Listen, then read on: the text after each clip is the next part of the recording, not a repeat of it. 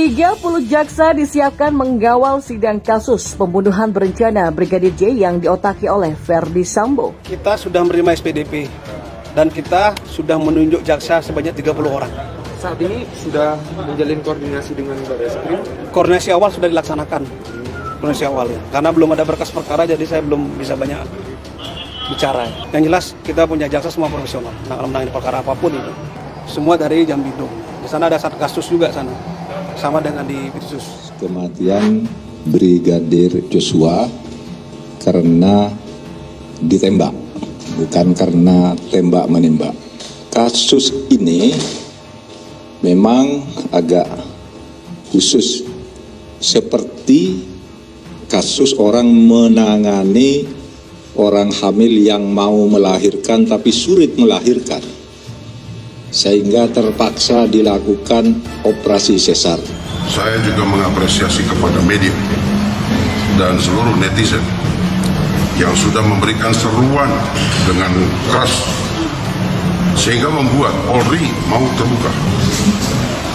Polri mau melakukan penyelidikan ulang dan bahkan mau memperbaiki kesalahan yang telah dilakukannya terdahulu. Ya, Kejagung mengaku telah menyiapkan 30 jaksa penuntut umum atau JPU untuk mengawal kasus pembunuhan berencana terhadap Brigadir Nofriansah Yosua Huta Barat alias Brigadir J yang didalangi oleh Irjen Ferdy Sambo. Tim jaksa disiapkan menyusul sudah diterimanya surat pemberitahuan dimulainya penyidikan atau SPDP untuk kasus pembunuhan yang sementara sudah menyeret 4 tersangka tersebut. Kejagung sudah menunjuk 30 jaksa penuntut umum atau JPU untuk kasus ini, kata Kapus Penkum Kejaksaan Agung Ketut Sumedana, dikutip dari tempo.co.id pada Sabtu 13 Agustus 2022. Ketut Sumedana menguraikan Kejaksaan Agung telah menerima surat pemberitahuan dimulainya penyidikan atau SPDP kasus pembunuhan Brigadir J. Sebelumnya Komnas HAM memastikan Irjen Ferdy Sambo menjadi aktor utama pembunuhan Brigadir J. Pernyataan tersebut diungkapkan Ferdy Sambo saat diperiksa oleh Komnas HAM di Makobrimob Kelapa II Depok pada Jumat 12 Agustus 2022. Kami meriksa dalam satu ruang khusus, dia mengakui sebagai aktor utama dari peristiwa ini, kata Ketua Komnas HAM Ahmad Taufan Damanik. Ahmad menyebut Ferdy Sambo mengakui sejak awal merekayasa dan mendistorsi informasi agar peristiwa pembunuhan Brigadir J menjadi kasus tembak-menembak. Polri telah menetapkan 4 tersangka pembunuhan Brigadir Joshua. Mereka adalah Ferdy Sambo, Baradae, lalu Brigadir Ricky Rizal dan KM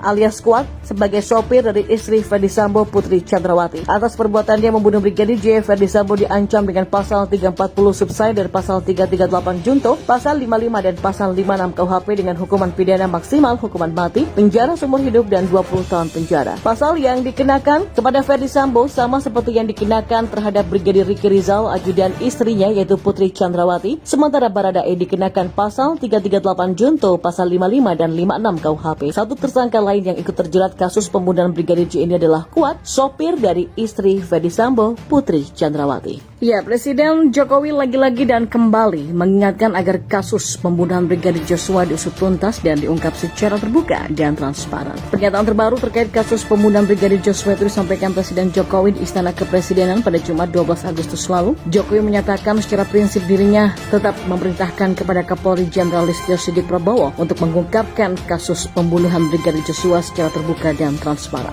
Oh ya, tanyakan saja ke Kapolri, kata Jokowi. Jokowi juga mengaku sudah menitipkan pesan kepada Polri agar jangan sampai menutup-nutupi peristiwa Jumat berdarah di rumah dinas mantan Kadif Propam Irjen Polisi Ferdy Sambo, termasuk langkah Polri yang sudah menetapkan Irjen Ferdy Sambo sebagai tersangka pembunuh Brigadir Joshua. Presiden juga menekankan perintahnya sebelum-sebelumnya yang sudah disampaikan. Saya sudah keseringan menyampaikan itu. Tanyakan ke Kapolri, kan sudah jelas semuanya, tegas Jokowi. Sementara itu Kapolri Jenderal Polisi Listio Sigit Prabowo menyampaikan pernyataan terbaru kasus pembunuhan Brigadir J lewat akun Instagramnya. Menurut Listio, pengungkapan kasus pembunuhan Brigadir Joshua ini tidak lepas dari peran dan dukungan masyarakat. Selain itu juga kerja keras anggota polisi yang menangani kasus tersebut. Alhamdulillah berkat doa dan dukungan dari masyarakat serta seluruh anggota Polri, kami dapat bekerja maksimal dalam pengungkapan peristiwa penembakan di Duren 3 menjadi terang benderang. Listio menekankan bahwa pengungkapan kasus ini mengedepankan scientific investigation dengan melibatkan banyak pihak, di antaranya kedokteran forensik, balistik forensik, digital forensik, biometric identification, serta berbagai tindakan lain yang bersifat ilmiah. Listio juga menyatakan akan menindaklanjuti seluruh polisi yang diduga melakukan pelanggaran kode etik dalam penanganan kasus tersebut. tersebut. Bahkan ia memastikan akan memproses hukum siapapun yang terbukti melakukan tindak pidana. Tidak hanya itu, Kapolri juga telah menegaskan komitmen untuk mengusut tuntas kasus pembunuhan Brigadir Joshua ini secara akuntabel, jujur, dan transparan. Sesuai harapan masyarakat dan arahan Presiden sehingga dapat dipertanggungjawabkan kepada publik demi menjaga marwah dan nama institusi Polri. Ya, Presiden sendiri pun juga telah memberikan warning kepada Kapolri agar mengusut secara terang benderang kasus pembunuhan Brigadir Joshua di rumah dinas bekas Kadif Propam Irjen Ferdisambo pada bulan lalu. Lewat Sekretaris Kabinet RI Pramono Anung, Jokowi rupanya telah memanggil sejumlah petinggi mengenai kasus kejanggalan kematian aparat kepolisian yang diduga ditembak itu. Dalam paparan Pramono, Presiden Jokowi sudah 3 kali menyatakan sikap tentang kasus di tubuh Polri ini. Pertemuan tersebut terang membahas Kapolri dan sepertinya pihak istana buka suara mengenai kasus pembunuhan Brigadir J